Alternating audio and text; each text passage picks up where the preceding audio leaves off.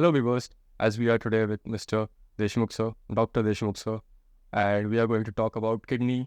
So my first question to you, sir, is what is renal calculi? Renal calculi are hard crystalline substances which are formed within the urinary tract. They are also called as kidney stones. Okay viewers, so my next question is what is the prevalence of renal calculi? Prevalence of renal calculi world over is around 2 to 20%. The incidence of stone disease in men is around 10%, and in women it is around 5%. There are almost 50% chances of recurrence in a patient who has previous history of stone disease. Okay, the next I'm going to ask is what is the risk factor of renal calculi? There are variety of risk factors associated with renal calculi. The most important one are the dietary factors.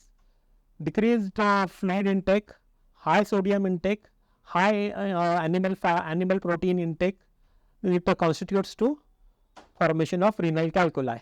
All those foods which contain high quantity of oxalate also are responsible for formation of renal calculi. Another high risk factor for formation of renal calculi is obesity and increased consumption of refined sugars like soft drinks and other products which are available in the market. And also there are some metabolic problems which are inherited from their parents. Okay, so my next question is what is the main common type of renal calculi? The most common type of renal calculus is calcium oxalate. Either it is either in the solitary or it can be in combination with other stones like uric acid stones or calcium oxalate monohydrate and calcium oxalate dihydrate stones. And apart from that, what are the clinical features of renal calculi? The clinical features of renal calculi include pain in the abdomen radiating from loin to the groin. Patient may have hematuria. Patient may have increased frequency, dysuria and strangury. The other general factors which may be associated with stone formation are maybe the patient may have fever, patient may have restlessness, patient can have nausea, vomiting, or patient can be asymptomatic for the renal stone disease. Okay, this were all the preservers, sir. So can you tell us how can this be diagnosed? The diagnosis of the renal calculus is depend upon the symptomatology of the patient. Patient having a typical symptoms are suspected to have renal stone, which is confirmed on investigations. The investigations are usually lab investigations, which include urine routine microscopy, urine culture sensitivity in patients having fever, or patients with abnormal renal functions include KFT, and other investigations which diagnose the size and type of the stone would be the imaging modalities. The imaging modalities include an ultrasound and plain radiography of the abdomen pelvis and IVP or a CT scan depending upon the symptomatology of the patient. So can this disease be caused and passed simultaneously and spontaneously? The stones can be passed spontaneously. It basically depends upon the size of the stone and the contour of the stone. Usually stones less than 4 mm they pass spontaneously in 95% of the cases. Stones between the size of 4 mm and 6 mm, the approximately only 25% of the stone pass. As the size of the stone increases, the risk, the spontaneous passage rate yet reduces. So the stones more than 8 mm would usually require some intervention, and stone less than 6 mm would be enable for conservative management. Stone between 6 to 8 mm, we have to take an individual decision according to the case. Okay, so and what are the factors that can affect the management of renal calculi?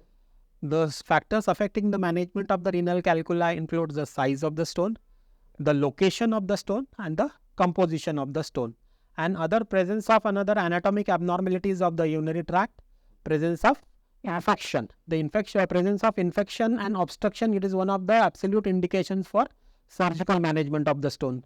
Rest, if the patient doesn't have any complications of the stone, then they can be managed conservatively with medications and plenty of fluids. Okay, that was a very valuable and considerable information from you, sir. Yeah. So we talked about all the diseases we are having. Yeah. Can you talk about the treatment for renal calculi? Yeah. The treatment part includes the medications and the surgical part. The medications, various medications are available for treatment of renal calculi.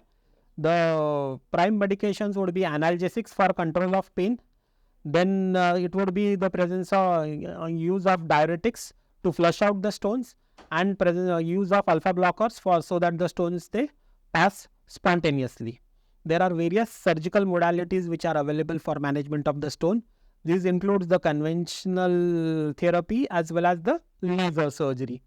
So various procedures which are involved in the treatment of renal calculus disease are ureteroscopy, retrograde intrarenal surgery, or percutaneous nephrolithotomy using either pneumatic class system or a laser system. Okay. So what are the general measures that can be taken to prevent recurrent of renal calculi?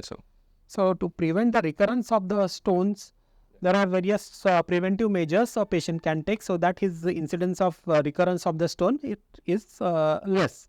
So those measures includes he has to consume daily large quantity of water so that the urine output should be more than 2 to 3 liters of water per day. Reduced intake of salt, reduced intake of animal proteins, and reduced intake of refined sugars. And specifically for various type of stones, there are different type of dietary restrictions available. So all those dietary restrictions would constitute the preventive aspect of management of stones. Well, that's it for today, guys.